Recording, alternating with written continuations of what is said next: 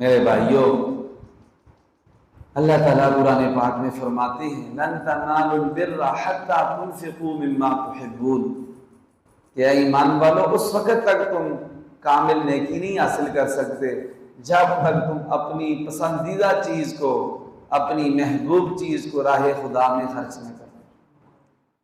جب اپنی پسندیدہ اور محبوب چیز کو اللہ کی راہ میں خرچ کرو گے تو تب تم کامل نیکی جو وہ حاصل کر سکو۔ اور ساتھ ہی ہمیں اسلام یہ کہتا ہے کہ پڑوسیوں کا خیال کرنا۔ حضور کا فرمان ہے واللہ لا یؤمن واللہ لا یؤمن واللہ لا یؤمن، 3 دفعہ قسم اٹھا کر فرمایا اللہ کی قسم وہ بندہ مومن نہیں ہو سکتا، اللہ کی قسم وہ بندہ مومن نہیں ہو سکتا، اللہ کی قسم وہ مومن نہیں ہو سکتا الذی لا یأمن جارہ بوائقہ، کہ جس کا پڑوسی اس کی تکلیفوں سے محفوظ نہ ہو۔ بے شک نمازی ہو، پرہیزگار ہو، تہجد گزار ہو، نیک ہو، لیکن اگر اس کا پڑوسی اس کی تکلیفوں سے محفوظ نہیں ہے، حضور نے کیا فرمایا کہ وہ ایمان والا نہیں ہو سکتا۔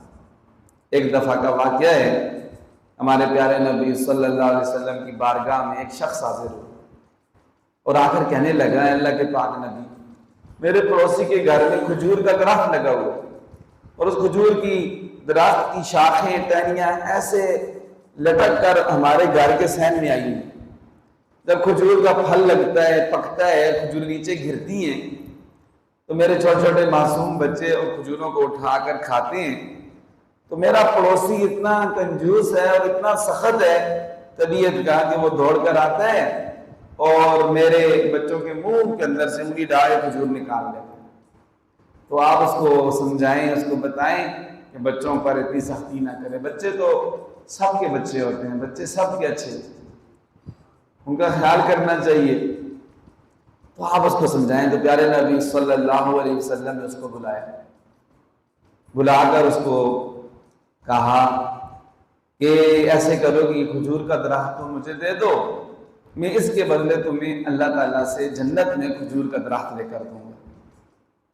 تو وہ جو بندہ تھا وہ منافق تھا۔ منافق اسے کہتے ہیں کہ ظاہر میں تو مسلمان تھا لیکن دل کے اندر منافقت تھی، دل سے وہ حضور صلی اللہ علیہ وسلم پر ایمان نہیں لایا تھا۔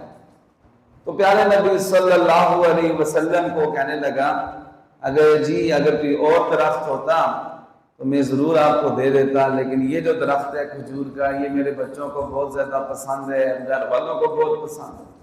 جیسے کہتے ہیں جب دل ہی نہ مانے تو بہانے ہزار ہیں، جب انسان کا دل نہ مانے نا کسی چیز کو دینے کا تو پھر بہانے کر لیتے۔ آپ نے دیکھا کہ ہمارا بہت تجربہ ہے، کسی دکان پر جائیں کہ کوئی چیز چاہیے ہو، مدرسے کے لیے اکثر چاہیے ہوتی ہے، مسجد کے لیے چاہیے ہوتی ہے، تو دکان والا پہلے سے ہی کہہ دیتے ہیں جی قاری صاحب ہم نے یہ چیز بیچی ہوئی ہے، اگرچہ اس نے بیچی ہوئی نہیں ہوتی پتہ چل جاتا ہے۔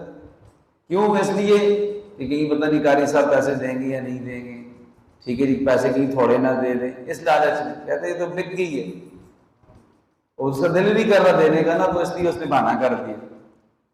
تو اس منافق نے بھی حضور کو کہا کہ یہ کھجور کوئی اور ہوتی تو میں دے دیتا، یہ تو میرے بچوں کو بڑی پسند ہے۔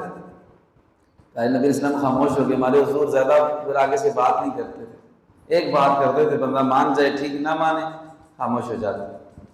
ادھر ہی پاس ایک صحابی رسول بیٹھے ہوئے تھے، ان کا نام تھا ابو دحداح۔ انہوں نے جب یہ سنا تو پیارے نبی صلی اللہ علیہ وسلم کے پاس دوڑ کر آئے، کہنے لگے اللہ کے پاک نبی اگر یہ کھجور کا درخت میں خرید کر دے دوں آپ کو تو کیا آپ مجھے بھی جنت میں اس کے بدلے میں کھجور کا درخت لے کر دیں گے؟ پیارے نبی صلی اللہ علیہ وسلم نے فرمایا ہاں کیوں نہیں، اگر تم یہ خرید کر اس کو وقف کر دو، اس کو دے دو اللہ کے نام پر، تمہیں بھی جنت میں اس کے بدلے ایک درخت لے کر دوں گا۔ جنت میں، یہ تو دنیا کا درخت ہے، ختم ہو جانے والا ہے۔ وہ گئے اس بندے کے پاس، کہنے لگے ایسے کر یہ جو درخت ہے کھجور کا یہ مجھے بیچ دے۔ کہنے لگا جا اپنا کام کر، میں نہیں اللہ کے نبی کو نہیں دیا، میں تمہیں کیسے دوں گا؟ تو ابو دحداح کہنے لگے ایسے کر جو تیرے جی میں آتا ہے، جو تیرے من میں آتا ہے تو اس کی قیمت لگا، اس کی بولی لگا، جتنے تیرے پیسے دل کرتے ہیں مانگ، میں تمہیں عطا کروں گا۔ اس نے بھی کہا ایسے سے جان نہیں چھوٹے گی، ٹھیک ہے جی. اس نے کہا ایسے کر نا، تیرا جو پورا باغ ہے کھجوروں کا، اس میں 600 درخت ہیں کھجور کے، وہ سارا باغ مجھے دے دے، یہ ایک کھجور کا درخت تو لے. انہوں نے کہا ٹھیک ہے، باغ پکا ہے نا اپنے سودے پر. اس کو ابو دحداح کہنے لگے اس بندے کو کہ تو اپنے سودے پر پکا ہے، منکر تو نہیں ہو جائے گا، بعد میں مکر تو نہیں جائے گا. وہ کہنے لگا نہیں، کیوں، میں وہ پاگل ہوں، ایک درخت کے بدلے مجھے ایک پورا باغ 600 کھجوروں کا وہ مل رہا ہے، میں کیسے منکر ہوں گا. انہوں نے کہا اس نے ایسے بھی دینا نہیں ہے، چلو ایسے ٹرخا دیں. ٹھیک ہے تیرا میرا سودا ڈن ہو گیا. ٹھیک ہے جی. تو پیارے نبی صلی اللہ علیہ وسلم کے پاس آئے ابو دحداح رضی اللہ تعالیٰ عنہ، حضور آ کر کہنے لگے، فرمانے لگے کہ اے اللہ کے پاک نبی، میں نے وہ کھجور کا درخت خرید لیا اس سے. تو حضور کہنے لگے کہ اے ابو دحداح تم نے کیسے خرید لیا، اس نے تو مجھے نہیں دیا. تو حضرت ابو دحداح کہنے لگے اللہ کے پاک نبی، میں نے اپنا پورا باغ اس کو دے دیا ہے اور اس سے ایک درخت کھجور کا جو ہے وہ خرید لی ہے. اب اس کے بدلے مجھے جنت میں درخت ملے گا یا نہیں ملے گا؟ پیارے نبی علیہ السلام نے فرمایا ابو دحداح، پہلا ہمارے سودا اور تھا، اب ہمارا بھی سودا بدل گیا. پہلے تمہیں یہ کہا تھا کہ ایک درخت کے بدلے تمہیں ایک درخت جنت میں ملے گا، تو اب یہ ہے کہ اے ابو دحداح تو نے پورا باغ ہی جو ہے وہ خرید کر وقف کر دیا ہے، تو میں انشاءاللہ اللہ تعالیٰ سے جنت میں تجھے پورا ایک باغ جو ہے وہ اللہ تعالیٰ سے لے کر دوں.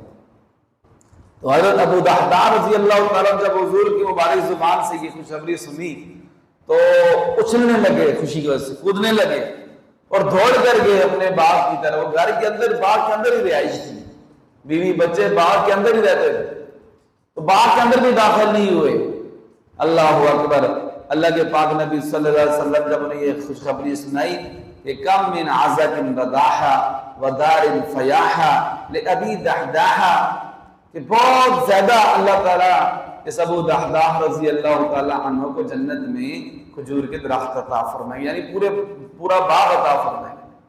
تو جب پہنچے اپنے باغ کے پاس تو باہر سے یہ آواز دی اپنی بیوی کو کہ اے ام دحداح باہر آ جاؤ، اے ام دحداح باغ سے باہر آ جاؤ، میں نے اس باغ کا اللہ کے نبی صلی اللہ علیہ وسلم سے سودا کر لیا.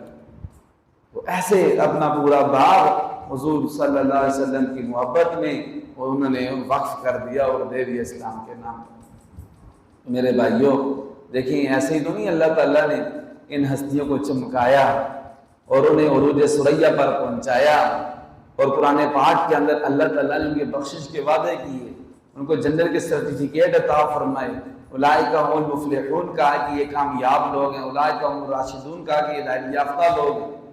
یہ نبی علیہ السلام کی تیار کردہ جماعت تھی، حضور کی 23 سالہ زندگی کی محنت کا یہ نچوڑ تھے کہ کیسا اللہ تعالیٰ نے ان کا ایمان رکھا تھا کہ قرآن کی آیت جو اللہ تعالیٰ نے نازل کی انہوں نے اس کو سچا کر دکھایا، اس پر عمل کر کے دکھایا کہ لن تنالوا البر حتی تنفقوا مما تحبون، ہرگز تم نیکی حاصل نہیں کر سکتے جب تک تم وہ چیز خرچ نہ کرو جس سے تم محبت کرتے.